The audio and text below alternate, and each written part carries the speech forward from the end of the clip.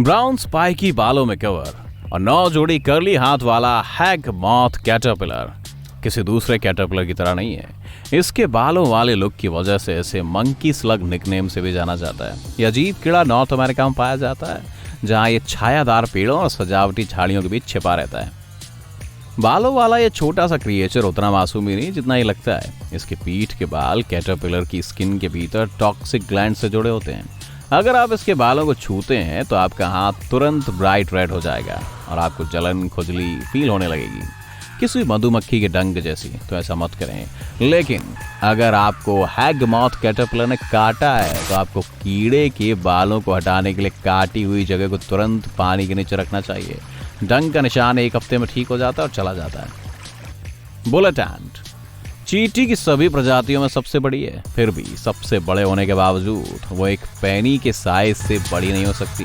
Bullet एंट के Nicaragua और Paraguay जैसे देश में रेन फॉरेस्ट के काफी अंदर पाए जाने की सबसे अधिक संभावना है। ये छोटी है लेकिन इसकी बाइट बहुत दर्दनाक होती है। बुलेट एंट के काटने से ततैया या मधुमक्खी के डंक से 30 गुना ज्यादा दर्द होता है दोस्तों। स्थानीय लोग कभी कभी इस छोटे कीड़े को 24 आवर एंट कहते हैं, क्योंकि उनके काटने के बाद आपको पूरे दिन बेचैनी का अनुभव होगा। परेशानी फील होने के बावजूद बुलेट एंट का काटना बहुत खतरनाक नहीं है और इसे 1 हफ्ते के अंदर ठीक हो जाना चाहिए। इन चींटियों की एक अजीबोगरीब आदत होती है जो उनकी पावरफुल बाइट से बचना आसान बना सकती है। शिकारियों को भगाने के लिए बुलेट एंट एक स्ट्रॉन्ग और बुरी स्मेल छोड़ती हैं। इसलिए रेन फॉरेस्ट से ट्रैकिंग करने के दौरान अगर आपको कभी भी एक तेज बदबू आती है, अरे I am sorry. Kissing bug cockroach की तरह दिखते हैं, बस वे पतले बिना पंख वाले होते हैं और उनकी पीठ पर एक दिलचस्प लाइट पैटर्न होता है। नाम भले ही प्यारा लगे लेकिन ये कीड़े किसी भी तरह से क्यूट नहीं है। किसिंग बग आमतौर पर यूएस के गर्म सदर्न स्टेट में पाया जा सकता है और ये अजीब छोटे से कीड़े कहीं भी छिप जाते हैं, दरारों में, बिस्तरों के नीचे और फर्नीचर में। इन कीड़ों का निकनेम वैम्पायर बग्स रखा गया है क्योंकि वे केवल रात ही में निकलते हैं। वैसे उनके काटने से बहुत दर्द नहीं होता लेकिन ये काफ़ी खतरनाक हो सकता है। किसिम बग की स्लाइवा से इंसानों को एलर्जी होना आम बात है और अगर ऐसा होता है तो उनके काटने से स्किन में बहुत तेज़ी से खुजली हो सकती है। इन कीड़ों में खतरनाक पैरासाइट भी होता है जो ज़्यादातर इंसानों को पूरी तरह अफेक्ट करता है। अगर आपको कभी किसिंग बग ने काट लिया है तो जल्द से जल्द अपने डॉक्टर के पास जाएं। जापानी हॉर्नेट दुनिया में हॉर्नेट की सबसे बड़ी स्पीसीज हैं। जापानी हॉर्नेट में येलो और ब्लैक कलर की स्ट्रीप पैटर्न होता है दोस्तों। उनका साइज और शेप उन्हें मधुमक्खियों और ततैयों से अलग पहचान देती है। जापानी हॉर्नेट मधुमक्खी के मुकाबले बहुत बड़ी और पतली होती है और ततैया की तुलना में बहुत लंबी होती है। यह हॉर्नेट बेशक जापान में रहती है जहां वे 700 मेंबर्स तक के ग्रुप में ट्रैवल करती हैं। जो लोग पहले जापानी हॉर्नेट का डंक झेल चुके हैं वे इसकी तुलना रेड हॉट पॉकर के काटे जाने से करते हैं। अगर दुर्भाग्य से आप इन कीड़ों में से किसी एक ने भी आपको काटा है तो तुरंत एम्बुलेंस को कॉल करें। वैसे जब तक आप इसके आने का वेट करें तब तक उस जगह को ठंडे पानी से धो लें।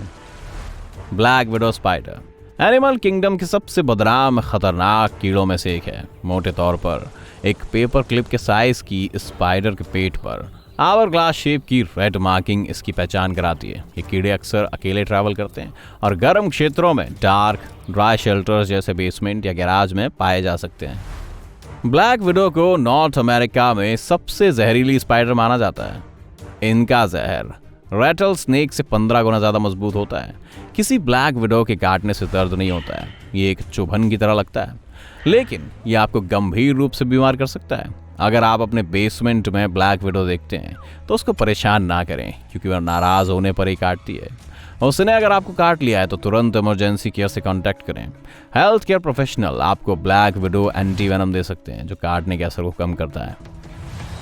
येलो जैकेट ततैया की एक खतरनाक स्पीशीज हैं जो पूरी दुनिया में पाई जा सकती हैं। इनका नाम उनके खास पीले और काले पैटर्न के चलते रखा गया है।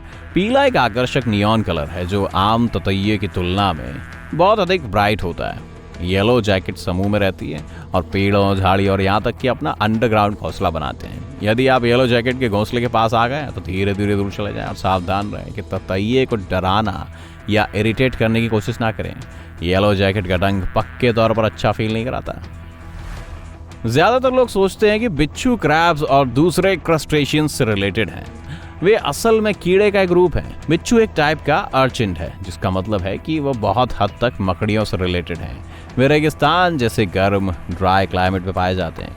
बिच्छू ज्यादातर रात में निकलते हैं। ये शिकारी क्रिएचर्स हैं जो देखते ही डंक मार देते हैं। उनका डंक ततैये जैसा लगता है, लेकिन ये बहुत अधिक खतरनाक हो सकता है। बिच्छू के डंक से हार्ट बीट तेज हो जाती है और सांस लेने में कठिनाई होती है। यदि बिच्छू आपको डंक मारता है तो घाव को तुरंत धो लें। किसी हेल्थ केयर प्रोफेशनल से कांटेक्ट करें जो आपको बिच्छू के डंक का एंटी वेनम ट्रीटमेंट दे सकता है। दुनिया भर में फायर एंट्स की लगभग 300 अलग अलग स्पीशीज हैं। सभी में एक जैसी पावरफुल बाइट होती है। ये छोटे कीड़े हैं जो बड़ी कॉलोनियों में ट्रैवल करते हैं और एक अलग लाइट ब्राउन कलर के होते हैं, लगभग रेड। फायर एंट्स आमतौर पर यूनाइटेड स्टेट्स में पाई जाती हैं और भोजन की तरफ अट्रैक्ट होती हैं। वे अक्सर लोगों की पिकनिक खराब कर देती हैं जहां उन्हें इनवाइट नहीं किया गया हो। मेरे भतीजों की तरह फायर एंट्स के काटने से काफी ज्यादा खुजली होती है, लेकिन ये बहुत खतरनाक नहीं होती। काटी गई जगह को थोड़े ठंडे पानी के नीचे रखने से खुजली को शांत करने में हेल्प मिलेगी और 1 या 2 हफ्ते में बाइट का असर कम हो सकता है। अगर आपको खुजली के मुकाबले में ज्यादा तेज रिएक्शन हो रहा है तो अपने डॉक्टर से तुरंत केयर के लिए कांटेक्ट करें। मधुमक्खियां हमारे सबसे प्रिय कीड़ों में से कुछ हैं। वे हमारे लिए फूलों को पॉलिनेट करती हैं, हमारे खाने के लिए शहद बनाती हैं और आमतौर पर इंसानों को अकेला छोड़ देती हैं। मधुमक्खियां सोशल टाइप की कीट होती हैं जो बड़े ग्रुप में रहती हैं। हैरानी की बात है कि रेगुलर हनी बी का डंक कुछ लोगों, खासकर बुजुर्गों के लिए बेहद खतरनाक हो सकता है। दोस्तों, अगर मधुमक्खी आपको डंक मारती है तो तुरंत उस डंक को हटा दें जो आपकी स्किन में अटका रहता है। अफेक्टेड एरिया को साबुन और पानी से धोएं। डंक 1 हफ्ते के अंदर ठीक हो जाना चाहिए। अगर आप ज्यादा गंभीर कंडीशन फेस कर रहे हैं तो आपको तुरंत किसी हेल्थ केयर प्रोफेशनल से कांटेक्ट करना चाहिए। टैरेंटुला हॉक्स लंबे पतले कीड़े हैं जिनमें ब्यूटीफुल रस्ट कलर के विंग्स और येलो एंटीना होते हैं। वे एशिया, अमेरिका और अफ्रीका के रेन फॉरेस्ट में पाए जाते हैं। वे अकेले रहते हैं और ग्राउंड को खोदकर अपना घर बनाते हैं। अगर आप कभी टैरेंटुला हॉक का सामना करें तो बहुत धीरे धीरे दूर निकल जाएं। ये कीड़े तभी अटैक करते हैं जब उन्हें खतरा महसूस होता है। टैरेंटुला हॉक्स का डंक दुनिया के सबसे दर्दनाक डंक में से एक माना जाता है। टैरेंटुला हॉक के डंक का दर्द काफी तेज होता है और 3 से 4 मिनट तक रहता है।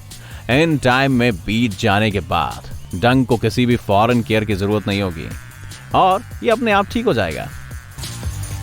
वॉरियर वास्प्स ततैये की एक अजीब सी स्पीशीज है। दूसरे ततैये के उलट इस ततैये में कोई येलो कलर की स्ट्रीप्स नहीं होती, बल्कि ये पूरी तरह से जेट ब्लैक होता है। इतने काले कि वे लगभग नीले दिखते हैं। कुछ लोग इन कीड़ों को ड्रमिंग वास्प्स कहते हैं। जब कोई स्ट्रेंजर आता है तो ततैया अपने पंखों को एक सिंक्रोनाइज करके आवाज निकालती है, जैसे किसी मार्चिंग बैंड में ड्रमर। ये ततैया गर्म क्लाइमेट पसंद करते हैं और साउथ अमेरिका के ट्रॉपिकल रेन फॉरेस्ट में पाए जा सकते हैं। ततैये की सभी प्रजातियों में से वॉरियर वास्प्स का डंक सबसे दर्दनाक होता है। डंक को किसी इमरजेंसी मेडिकल हेल्प की जरूरत नहीं होती है और इसे 1 सप्ताह के भीतर ठीक हो जाना चाहिए। अमेजोनियन जायंट सेंटीपीड तो साउथ अमेरिका और कैरेबियन के ट्रॉपिकल क्लाइमेट्स में छिपे हुए पाया जा सकता है। एक खास रेड कलर के साथ ये दुनिया में सेंटीपीड्स की सबसे बड़ी स्पीशीज है और 1 फुट तक लंबी हो सकती हैं। तो ये 100 पैर वाला 1 फुट लंबा बग है। मजे की बात है ना। जायंट सेंटीपीड में दूसरे कीड़ों और छोटे जानवरों के लिए खतरनाक जहर होता है, लेकिन इंसानों के लिए खतरा नहीं है। इसके बावजूद उनका काटना बुरा एहसास देता है और जलन का कारण बनता है। अगर आपको इनमें से किसी एक क्रीचर्स ने काट लिया है तो लक्षण कुछ घंटों से लेकर कुछ दिनों तक रह सकते हैं। अगर आपको ज्यादा तेज रिएक्शन हो रहा है तो आप जानते हैं कि क्या करना है। डॉक्टर के पास जाएं।